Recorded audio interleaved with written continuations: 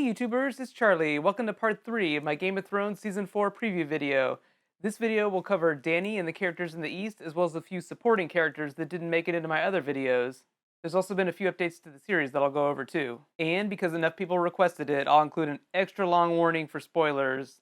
But enough of that, on to dragons. So Season 4 is going to pick up for Dany right where it left off in Season 3. If you remember, she's now the mother of all these people in Yunkai that she freed.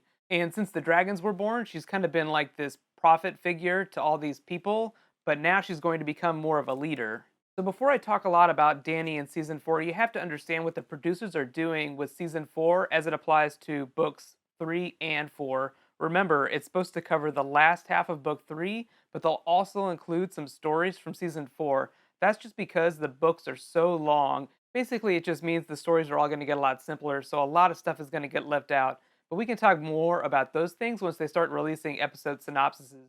So the big problem for Dany in season 4 is the way she thinks of herself. If you remember in the beginning of the season, she's more of a conqueror. She takes on Astapor, she gets an army, and then she burns everything else to the ground. And by the time she gets to Yunkai, she's actually a savior. She's trying to free all these people. So that's only going to get more pronounced as season 4 gets on. That idea is only strengthened by the fact that that last shot in season 3 with all those people lifting her up, those aren't warriors. Those are just regular people. I'll talk more about where those people are going when we get to spoilers, but right now let's talk about some of the supporting characters that I think are really important. There are really 4 supporting characters that I think are really important to Dany's story: Ser Jorah, Barristan Selmy, Missandei, and Dario. Now, the showrunners have always given a lot of extra scenes to supporting characters that they didn't necessarily have in the books, like Shay, so I think that's only going to happen more in season 4. One of the really cool things I think about Game of Thrones is that it defies a lot of traditional fantasy conventions, and that not every character has a polar opposite or an evil twin, unless you consider Stannis' smoke baby to be his evil twin. All the characters really have their own set of motivations for all the evil or stupid or brave things they do. And a lot of times their characters, like Jaime for instance, will dramatically change during the course of a book. This just goes into the no one is safe theory. So now it's time to get into spoilers. So here we go. Spoilers now. So Dany in her nomad city will travel to Marine, and she'll do the exact same thing she did in Yunkai. She'll basically liberate all these people in Marine, but she'll find out that she's got so many people depending on her that she has more responsibilities to them than she does to her own quest for the Iron Throne. So her conflict in deciding what the future of her army will be is a big part of that 4th book, and will be season 4, of course. If you haven't read the books, when Dany gets to Marine, her story actually picks up again in Dance with Dragons. She's not really in the 4th book, so they're going to probably overlap some of those stories into season 3. That just goes back to the idea of condensing a lot of stories from across separate books. So let's talk about big episodes. So obviously there's always at least 1 or 2 episodes a season where the biggest events happen and you just say, "Oh my gosh, this is going to be amazing." So right now, George R. R. Martin, over the past couple seasons, has always written that 9th episode. That's like Red Wedding, Battle of Blackwater Bay, Ned getting his head chopped off. But in the next season, he's actually writing the 2nd episode. So I think it's a fair bet to say that we're going to see at least 2 big things. In reality, there are about 4 big events that I'd like to talk about. One is the Purple Wedding. I am definitely sure that that is going to happen in the 2nd episode, just because there's so many events after it in book 3. Just chronologically, that's when it has to happen. 2 is Dany taking Marine.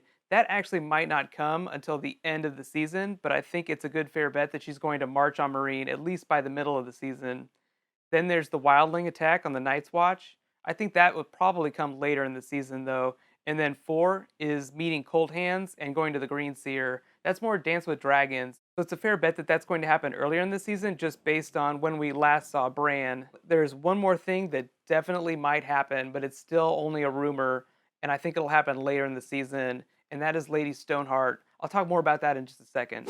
So a few of you asked me to talk about characters that didn't necessarily make it into my other videos, including Bran, Lady Stoneheart, Brienne, and Samwell. So the last time we left Bran and Osha and their group, they were actually on their way to go beyond the wall.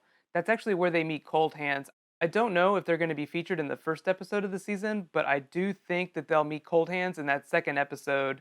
I don't know how big the Cold Hands character is going to be in this season, just because those characters aren't necessarily main characters on the show. They don't get nearly as many scenes as, say, like Peter Dinklage or Kit Harington. One of the really cool things, though, for Bran is that he learns a lot more about his powers from this person called the Green Seer much later in the series. Cold Hands actually takes them there, and I have a lot of theories about who Cold Hands is, too. Spoiler alert.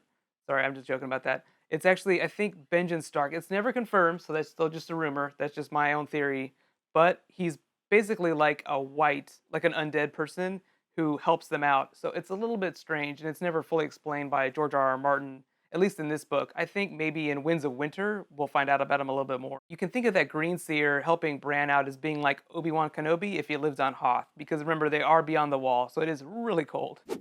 Samuel actually ends up learning a lot more about the White Walkers just by reading a lot of the books that no one's bothered to read of the Night's Watch. He does help Jon Snow regain a lot of control over the Night's Watch during the Wildling attack. I don't think that'll happen until later in the season, and there's also a subplot with Gilly's baby that I don't know that we'll see in this next season. It might be season 5 before we see that. Brienne actually has a lot to do in this new season. You remember the last time we saw her in King's Landing, she had just split from Jaime.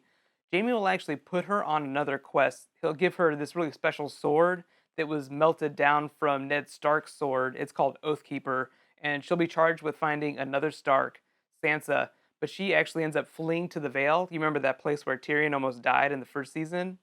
So that quest will basically start at least somewhere halfway between episode 5 and 7. Lady Stoneheart, the person who is on everyone's minds, a lot of people think that she won't be on the show next year just because Michelle Fairley, the actress, is on season 3 of Suits, but she's actually just a guest actress. And in a lot of interviews very recently, she's been very guarded about the way she talks about her character. She keeps a very present tense, so I'm inclined to believe that she's still going to be in season 4, but only for maybe 1.5 episodes, including that ninth episode and probably definitely the finale. Let me know what you think. Write in the comments if you think they're going to include Lady Stoneheart in season 4, and what stories from the third and fourth books do you think they're going to cut out?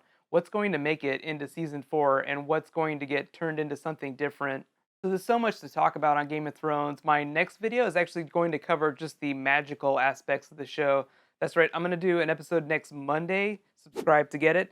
It'll deal with the magic of the Three-Eyed Crow, the magic of the Red God, and the magic of the White Walkers. So there's a lot of different religions, a lot of different magics on the Game of Thrones. So I'm just going to do a magic video, and it's going to be magical. In the meantime, you can click here to get my Man of Steel video. I talk about the sequel and the trilogy, as well as give my review of the movie. Seriously, watch it. It was a lot of fun. And you can click here to watch the rest of my Game of Thrones Season 4 previews. High fives!